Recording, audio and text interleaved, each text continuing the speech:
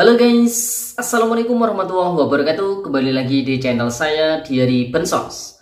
Sahabat YouTube, bagaimana kabarnya hari ini? Semoga sahabat YouTube semua dalam keadaan sehat, tambah rizkinya, dan tentunya semakin sukses. Pada kesempatan kali ini saya akan menginformasikan kepada sahabat YouTube semua tentang 2 hari lagi masuk minggu kedua di bulan Mei tahun 2025. Bagaimana kabar pencairan bantuan PKH dan juga BPNT tahap kedua tahun 2025 berdasarkan status 6NG. Kemudian benarkah KPM PKH dan juga BPNT yang kepesertaannya lebih 5 tahun dan yang berumur 40 tahun ke bawah dicoret di tahap kedua tahun 2025 ini? Nah, untuk mengetahui jawabannya, untuk mengetahui informasi lebih lengkapnya, simak terus videonya, jangan skip supaya tidak menimbulkan gagal paham dan tentunya salah paham. Bagi yang baru gabung dan baru kenal dengan channel Diary Bansos, saya ucapkan selamat datang dan terima kasih banyak. Saya mohon bantuannya kepada sahabat YouTube semua untuk terus mendukung channel Diary Bansos dengan cara like, share, komen, dan tentunya silakan di subscribe channelnya, aktifkan notifikasi loncengnya supaya sahabat YouTube semua tidak ketinggalan di video-video terbaru dari channel Diary Bansos ini. Dan silakan di-share ke grup-grup media sosial sahabat YouTube semua apabila video kali ini bermanfaat. Oke sahabat YouTube, tentunya video kali ini merupakan video pertama yang saya publikasikan di channel Diary Bansos ini untuk periode bulan Mei tahun 2025. Tentunya untuk menyambut penyaluran ataupun pencairan bantuan sosial PKH dan juga BPNT tahap kedua tahun 2025 kembali akan kita kabarkan terkait dengan status terkini di 6NG. Karena hanya melalui 6NG lah kita bisa mengetahui progres persiapan penyaluran bantuan sosial PKH maupun BPNT. Mulai dari penyiapan KPM-nya, kemudian evaluasi komponen, kemudian final closing ya, kemudian proses cek rekening hingga SPM dan juga SI tentunya. Nah, oleh sebab itu buat para keluarga penerima manfaat ini sangat penting diketahui agar para KPM ini mengetahui status terkini itu seperti apa persiapan progres penyalurannya. Sehingga buat para KPM ini tidak bolak-balik ngecek kartu KKS-nya baik di mesin ATM ataupun di agen bank ya, seperti itu. Karena ketika status di 6NG itu keterangannya sudah SI, barulah para KPM itu bisa mengecek kartu KKS-nya secara berkala. Itu yang pencairannya lewat kartu KKS ya. Sedangkan yang pencairannya lewat PT Pos Indonesia, tentu kalau status di 6NG itu sudah SI, maka insya Allah dalam waktu dekat surat undangan dari pihak pos itu akan segera dibagikan.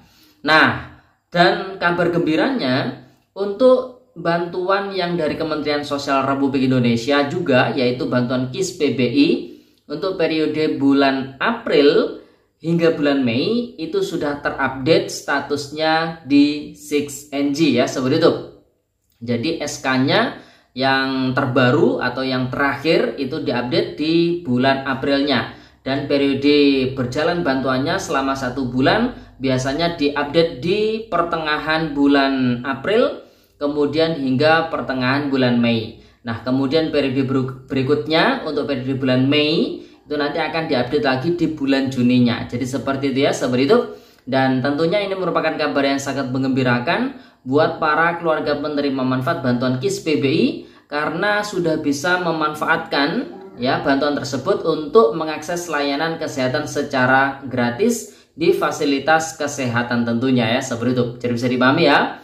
Nah, sedangkan untuk bantuan PKH dan juga BPNT tahap kedua tahun 2025 sendiri terkini di 6NG itu masih belum muncul untuk periode salur, yaitu tahap kedua April, Mei, Juninya. Jadi masih belum terupdate, masih belum terlihat sama sekali progresnya.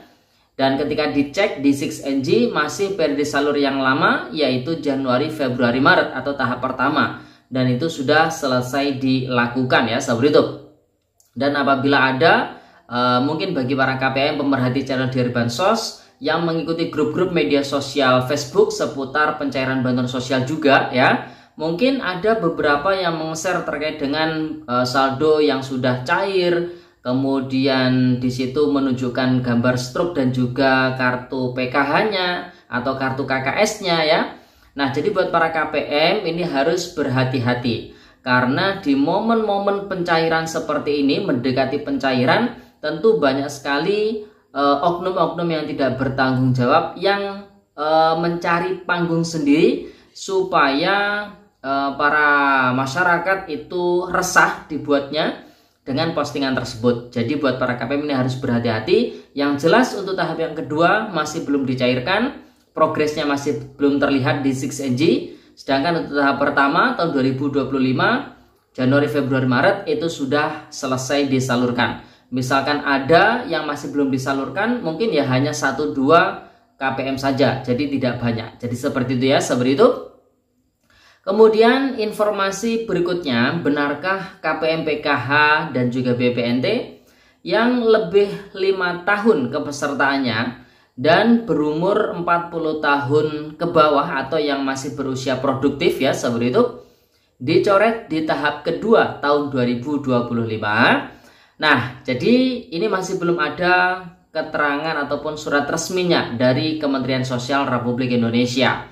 Tapi kalau boleh berspekulasi, berdasarkan wacana-wacana sebelumnya bahwasanya KPM yang kepesertaannya lebih dari 5 tahun itu akan dievaluasi lagi. Kemudian yang berusia produktif nanti akan masuk ke program pemberdayaan. Nah, itu akan dilakukan secara bertahap. Jadi tidak semua KPM yang kepesertaannya lebih 5 tahun itu akan dicoret sekaligus di tahap kedua nanti. Jadi tidak ya, seperti itu. Nanti akan dievaluasi secara berkala. Misalkan KPM tersebut memasuki kategori golongan desil lebih dari desil 2, bisa desil 3, 4, 5, 6 hingga desil 10. Apabila masih menerima bantuan sosial PK ataupun BPNT, maka itu nanti yang akan dievaluasi.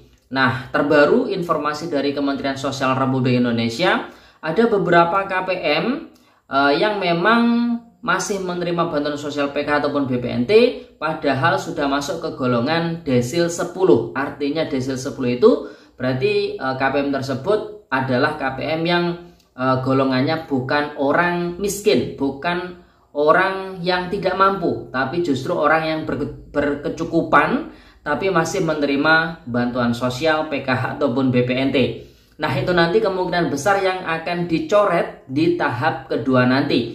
Tapi apabila ada KPM yang masih berada di desil 3, desil 4, mungkin desil 5, itu nanti yang masih akan dievaluasi secara bertahap.